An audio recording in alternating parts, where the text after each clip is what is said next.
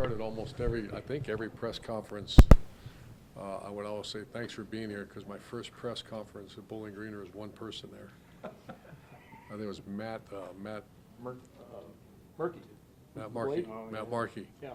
And then the old timer was the guy at the local newspaper here that only came out like a couple times a week. What was his name? So thanks for being here. What do you got? When you think back to your start at Bowling Green and kind of what the program has been since then, how excited are you to see Eddie George kind of continue that lineage and be the head coach at Bowling Green? We're here, and I was very involved in Eddie coming here, and I was not here long, but the impact that I'd like to think that we made on this whole campus, and then I'm going to see so many former players that, I remember our mission was try to somehow find a winning season, because we were down for so long, and I remember I didn't even know that we didn't have air conditioner in the locker until it started getting real hot. I said, "Where's in the locker room?" I said, "Turn up the AC, what in the hell's going on?" They go, "Coach, we don't have AC here." And I was like, oh my gosh. And to see the Bob Sebo Center. The Sebo Center was actually, not many people know this, we were about 3 Silver Oaks in his back deck in Salem, Ohio. Good solid 3 Silver Oaks in. And I took out a pencil and a piece of paper. I said, "This is what we need." And I drew a facility in the end zone. And it actually looks somewhat similar to what it is. So You're an architect too? No. And I see the Stroh Center, because it used to be Anderson Arena, and Dockage was my neighbor, and I mean, this place was on fire. I mean, going downtown, and Trotters and Sam B's, and we loved it. Does it feel like this place has a chance to be even more on fire than it was when you were here? Yeah, the president and the AD, and I've done a little bit of homework. I mean, enrollment's booming right now. The campus looks so healthy right now. And, we all been places where it's not. And I'm not saying it wasn't that way when I was here, but it wasn't that way when I was here, and people, the one thing is across my journeys is that whenever I talk to someone that was a graduate at BG, which I talked to many, they all loved it. Not one person said, "Well, that sucked." They love Bowling Green. They love everything about it. I say, how about the one hill? How about the wind come blowing through this place? And I remember so I first get here and they tried to put me in the dorm. You probably heard the story. That didn't work. Then Dick Newlove got me a little place, and Shelley was in South Bend. I'm putting together a staff. We're running players are quitting left and right. And I'm like, what am I doing? I came from Notre Dame, and I remember we had to buy our own shoes because we had nothing. And I remember pushing the garage door opener of that little rental house that I was living in, and it was one of those 10-degree days, man, and the wind was blowing, and I saw a snow tornado in the driveway, and I thought to myself, God's talking to me, man. What am I doing here? But it turned out to be great. I believe you're the 3rd Bowling Green head coach to go into the College Ball Hall of Fame. What is it about Bowling Green that allowed you to build that resume to be honored like that? Well, Bowling Green, it was an era where, like, for example, you probably heard about Black Wednesday. I don't know if you have, but Black Wednesday was the day that I warned them. I said, you're an embarrassment to this university, you're an embarrassment to your family, because they were. You call a spade a spade. I know nowadays you can't talk like that, but it was really bad. And I said the one thing, and I heard they were missing class, most of them were flunking out. And I said, I'm going to go to the festival because Notre Dame asked me to coach one more game there. Don't miss class. And I said, repeat after me. Do not miss class, because I want to make sure they're paying attention. Really bad-looking group. And I said, repeat after me, don't miss class. And I come back after the bowl game, they all missed class. So basically they were challenging me. And we did the Black Wednesday at the indoor facility, and 18 players quit that day. And they should have quit. They weren't Division I players. They weren't students. They should have left. And then what I did find out, to this day, that's arguably the greatest group of seniors I've ever been around. The Ryan Wingroves and Gary Fishers and Kerry Campbells and those, and the guys we're going to see here in a little bit. It was none better. And that allowed you to learn exactly how much you could push future teams? Yeah, I was a nut job. I grew up in a military family. I studied Navy SEALs and Special Ops and Army Rangers, and Ryan Wingrove was over my house a few months ago, brought his family on his way to Disney, and we were in tears laughing because he said if the transfer portal was around when I was coaching, every person on that place would have left. And I said, I know this. I tried to make it like that because I would actually tell them, I'm going to make you ring the bell today.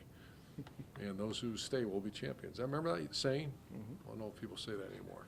But It's obviously a big football weekend, you know, throughout the state of Ohio. How excited are you about tonight's game and then to get down to Columbus and have that, you know, be the week 1 opener in the Big Ten? as excited I am about that one, I can't wait for tonight. I can't wait to see. I've not been to a game here since. I've been here, spoke a few times, and to be at the SIBO Center with my former players and to watch that beautiful stadium. I mean, it looks beautiful.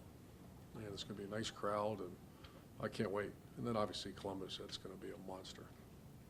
When you look at your impact on college football, the power spread offense, how did you implement that? Where did that idea come from? And how have you seen that offense kind of take over college football? I talked to Dan Mullen about that. He was my GA at Notre Dame, and there was no spread offense. And that's what I'm not sure people really realize. I'm glad you asked that question.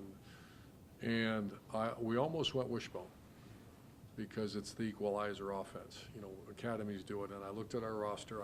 We're playing Missouri. We're playing Temple. We're playing Kansas, I think. I mean, we had obviously the Rockets, and Western Michigan was good. Marshall. We can't play with them, with who we have right now.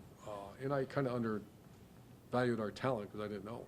And but we just started studying, and Greg Brandon was our offense coordinator, Dan Mullen, myself, and we just started moving the chairs out of the way and said, let's try this. Why not? And we had wishbone principles in a power offense, and we threw the ball. And it took off, and by the time we were finished at Utah, it was majority of high schools across this country are running the spread offense. You and Jim Trussell both talked about, you know, what the community here, how it takes more than just, you know, coaching an X's and O's to be good at Bowling Green. Just what makes the personality of Eddie George the right fit here? Because it sounds like he's pretty excited to be here. I thought it would be, but Eddie George is on Broadway. Eddie George owns businesses. Eddie George has plenty of money. Eddie George is a Heisman, you know, why? And I killed him on that. Well, I didn't kill him, but I hammered him on the phone. I said, don't you dare even think about this unless you understand what it is. And it's a very unique place. I think all places are that way to a degree, but this one, if you don't do that, there'll be no one in the stadium. It's just not, you know, and I think that's, when you watch TV, sometimes you look at those stadiums, no one's there, is because the coach is more worried about how deep the curl route is instead of meeting with the students. And that's something I learned actually from Earl Bruce at Colorado State. He made us go out all the time. And then I get here, and Dan Dockich was still one of my closest friends, my neighbor. We would, at least twice a week, he said, I'll meet you over at the student union. And we'd walk around and shake hands. I'd bring my daughter sometimes to go pick her up at school. And we were all at Sambee's, we were always at Trotters, Di Benedetto's. I know we lost Chris, but, and Carter Park. We were at Carter Park all the time. To say I really wanted to be there all the time, not really, but I understood that you got to shake hands and come to the game, come to the game.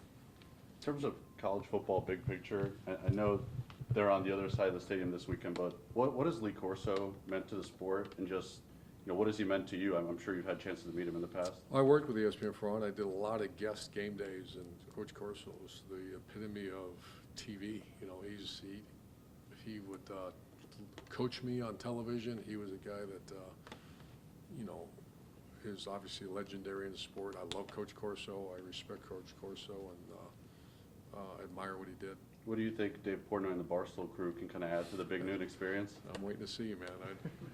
I met him one time. He came. I just don't follow much. I'm not a social media person, and so my daughter is so excited about it because she says it's going to really, you know, explode. And all of a sudden, I see all the chaos, and so I'm just going to go do my job. And I guess I got to hear about the Wolverines all the time from them, but we're 7-0, so we're all right.